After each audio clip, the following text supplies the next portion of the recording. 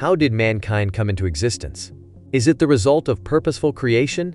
Or did it occur by chance? What exactly defines a human? Physical body, mind, consciousness? Is there something beyond these? Let's explore science, the Bible, the Vedas, and ancient Egyptian wisdom to seek similarities and differences, and perhaps uncover answers to these profound questions. Before we dive in, please like, subscribe, and share this video with anyone who might enjoy it. Your support really helps the channel grow, and I truly appreciate it. In the Vedas, we find a structure that resembles the biblical view of human composition. In this view, the body, soul, and supersoul are the elements that make up a human being. The physical body is a mortal vessel, the soul is an eternal, individualized entity, and the supersoul is a fragmentary part of the Supreme Lord. But supersoul differs from the Christian concept of the Holy Spirit if we were to compare the Holy Spirit to Brahma. However, the Holy Spirit is not explicitly explained in the Bible, so these comparisons are based on indirect correlations and could be not precise. In Vedas, the Supreme Lord is in everyone and everything, but not everything and everyone is in the Supreme Lord. In Bhagavad Gita we read, Supreme Lord said, "By me, in my unmanifested form, this entire universe is pervaded. All beings are in me, but I am not in them. There are two classes of beings, the fallible and the infallible. In the material world, every living entity is fallible, and in the spiritual world, every living entity is called infallible. Besides these two, there is the greatest living personality, the Supreme Soul, the imperishable Lord Himself, who has entered the three worlds and is maintaining them." Once again, a distinction is made between the material and spiritual realms, with an additional separation for the Supreme Lord, who is beyond both, although all beings are in Him. What are the body, soul, and supersoul according to the Vedas? And what is the difference? Supersoul. In Bhagavad Gita we read, "And I, the Supreme Lord, represented as the supersoul in the heart of every embodied being, am called Adiyajna, the Lord of Sacrifice." Although the supersoul appears divided among all beings, He, Supreme Lord, is never divided. He remains one. Though He maintains every living entity, it is to be understood that He devours and develops all. In this way, we see God's direct presence in every embodied being, guiding, developing, observing, enjoying, and helping the soul on its journey to the Supreme Lord. The message that God resides within us finds a direct reflection in the Vedas. Being fragmental, or even a fractal of the Supreme Lord, the Supersoul possesses the same qualities and attributes as God, like each part of fractal reflects the whole. Supreme Lord said, "I am seated in everyone's heart, and from me come remembrance, knowledge, and forgetfulness. By all the Vedas, I am to be known. Indeed, I am the compiler of Vedanta, and I am the knower of the Vedas." Again and again, the heart is emphasized as a sacred place, not only of memory, knowledge, will, and intention, but also as the dwelling place of God within each human being. Creation itself started as an idea in His heart. Even Brahma was created this way. In Srimad Bhagavatam Canto 3, Brahma says, "Before the creation of the universe, I existed in the form of a subtle desire, lodged within the heart of the Supreme Personality of Godhead. Then, by His mercy, I was empowered to create." This role of the heart echoes the most with beliefs found in ancient Egypt. The Supersoul, a fragmental part of the Supreme God, exists in every being, not only humans, resides in the heart, and sustains the living entity, the soul. Let's explore some messages from Bhagavad Gita about soul. One who sees the supersoul accompanying the individual soul in all bodies, and who understands that neither the soul nor the supersoul within the destructible body is ever destroyed, actually sees. This mirrors similar beliefs across many religions. The body is perishable, but the soul and spirit are immortal. For the soul, there is neither birth nor death. It has never come into being, does not come into being, and will not come into being. The soul is unborn, eternal, ever-existing, and primeval. It is not slain when the body is slain. This individual soul is unbreakable, insoluble, and cannot be burned or dried. It is everlasting, present everywhere, unchangeable, immovable, and eternally the same. Thus we see that an individualized soul possesses God's eternal, non-material qualities, like no beginning or ending, present everywhere, immovable, etc. These all are eternal, divine characteristics not applicable to the physical body and world. Constant presence of eternal components in humans according to every religion creates the main obstacle for science to make peace with them, as science being material in its nature, and operating by material means cannot know the non-material. The Vedas also support the idea of reincarnation, where the soul changes physical bodies. As a person puts on new garments, giving up old ones, the soul similarly accepts new material bodies, giving up the old and useless ones. The personality of Godhead said, "Many, many births both you and I have passed. I can remember all of them, but you cannot." So, souls live many lives in different bodies, but we cannot remember that. Interestingly, Christianity once entertained similar ideas, such as the pre-existence of souls and possibly reincarnation-like concepts. However, these ideas were condemned at the Fifth Ecumenical Council, Second Council of Constantinople, only in 553 AD. Why? Church authorities found the pre-existence of souls and their progression, or transmigration, through multiple forms problematic, as they challenged core Christian doctrines like resurrection, the uniqueness of human life, and final judgment after death. This effectively closed the door to reincarnation-like beliefs within Orthodox Christianity. However, early Christians during 500 years believed in the soul's pre-existence and migration. In the Vedas, it is specifically stated that the soul is transcendental and beyond the modes of material nature.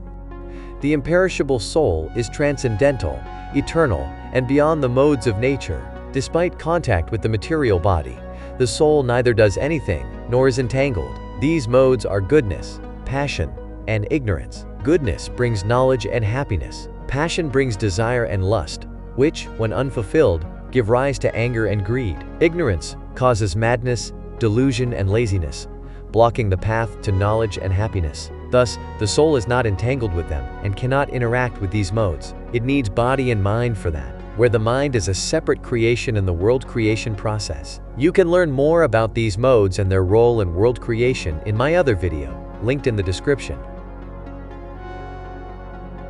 Body. The human body is conditioned by 3 modes of nature. There are 6 senses that surround the mind. Vision, hearing, taste, smell, and touch are all centered around the mind, allowing it to interact with the material world. The living entities in this conditioned world are my eternal fragmental parts. Due to conditioned life, they struggle hard with the 6 senses, including the mind. The mind itself is a distinct creation in the process of world creation. Yet in this body, there is another, a transcendental enjoyer, who is the Lord, the supreme proprietor, who exists as the overseer and permitter, and who is known as the Supersoul.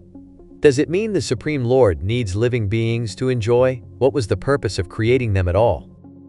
Despite the question being the quintessential for whole existence, and we might never have a full answer to it, some hints could be found. In the Vedantic tradition, the Supreme Lord does not need humans or other beings to enjoy or to complete himself. The Lord is already full and complete in every aspect. The presence of the Supersoul in every being is not because of any need for interaction, but because the Supreme Lord provides guidance, witnessing every soul's journey and waiting for them to turn towards Him in realization. He is the ultimate witness and supreme proprietor of all creation, experiencing the universe in a transcendental, detached manner. This enjoyment is not out of need, but part of the Supreme's nature as the source of bliss and existence. The Supreme Being is complete, self-sufficient, and beyond all needs, often described as Satchit Ananda, Sat, absolute existence, Chit, pure consciousness, and Ananda, infinite bliss. One common explanation for creation and the existence of humans, and all beings, is the concept of Leela,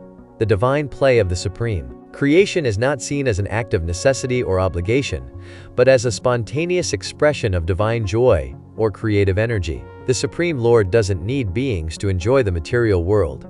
Instead, creation is an expression of the Lord's inherent fullness and freedom. In this view, the material world, and all beings within it, are part of this cosmic play. The Lord engages with the world, not because of need, but because of the joy of expression and manifestation. For humans and other beings, the material world serves as a training ground for self-realization. The Bhagavad Gita emphasizes that life in the material world, filled with its dualities, pleasure and pain, success and failure, is an opportunity for growth. Through experience and eventually through detachment, beings come to realize their own divine nature and their essential oneness with the Supreme. The Supreme Lord allows beings to engage with the material world as a process of evolution, one where they can eventually transcend ignorance, see beyond duality, and unite with their true spiritual nature. Thus, the material body is a means for the soul to interact with the three modes of the material world, seeking knowledge and goodness. God resides in the body as the Supersoul. Both the soul and Supersoul are parts of the Supreme Lord, but the soul is personalized and goes through many lives. In Vedic and Upanishadic texts, besides the soul, Atman, and physical body, Sharira, we also read about other components like the mind, manas, intellect, buddhi, ego, ahamkara, life force, prana, also sukshma sharira, and karana sharira, connected to states of consciousness. These elements are conceptually interconnected and together provide a comprehensive understanding of the human being in Vedic philosophy. Manas, buddhi, and ahamkara are often mentioned in the context of the mind's functions in the Bhagavad Gita, where these faculties are discussed in relation to karma and dharma. The vital life force, prana, is widely explored, especially in texts like the Prashna Upanishad, which describes the 5 main vital breaths, pranas. In ancient Egyptian concepts, a similar element exists called sihem, and in biblical terms, it is likened to the breath of life that God breathed into Adam. While the Vedic texts do not always list these components together as part of a unified human system, they are interconnected and collectively form a complete picture of human existence, according to Vedic thought. This also builds a bridge to other systems that describe humans as complex living beings. The story of Adamasa in Hindu mythology. The story of Adamasa, creation of living beings, is not a widely documented or standardized narrative in Hindu mythology, allowing for various interpretations and variations. Based on common themes, here's a reconstruction of the tale. A group of powerful sages, having recently adopted meat-eating which damaged their spiritual nature, sought to prove their mastery by creating a superior being using sacred mantras. However, a mistake either from mispronunciation or impure intent led to the flawed creation of Adamasa instead of a perfect being.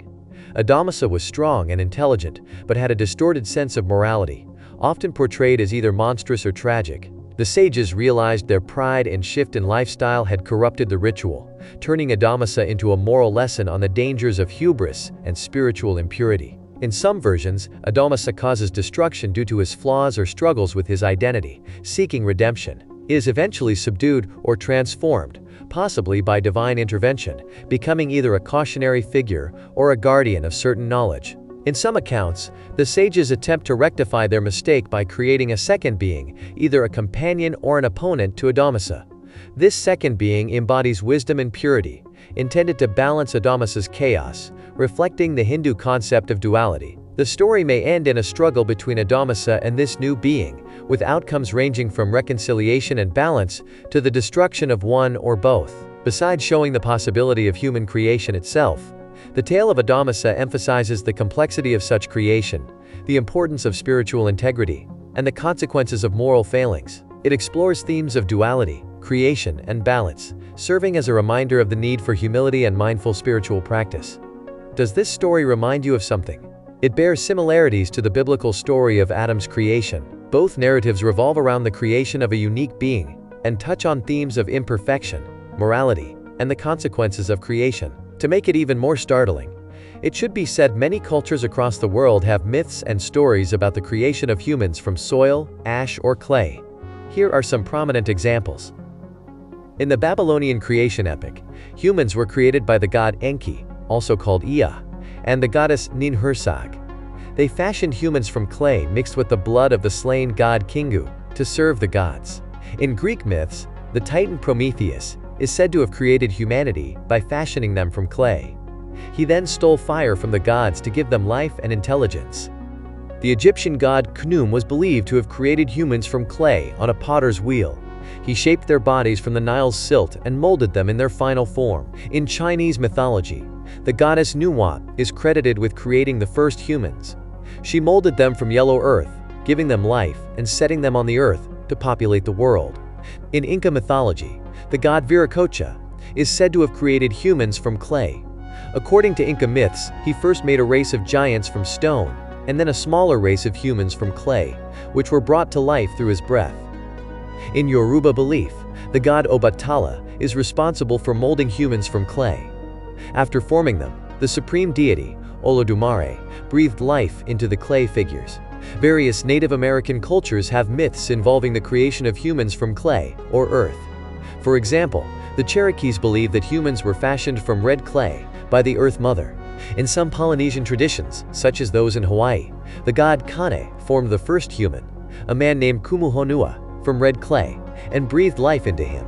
These myths demonstrate a common thread across many cultures all across the world, where humans were created by gods from the earth, with adding life through breath or blood or other mystical rituals. The symbolism of clay or dust often represents the mortality and humble origins of humankind. Dating these ancient myths is challenging because these stories evolved orally long before they were written down.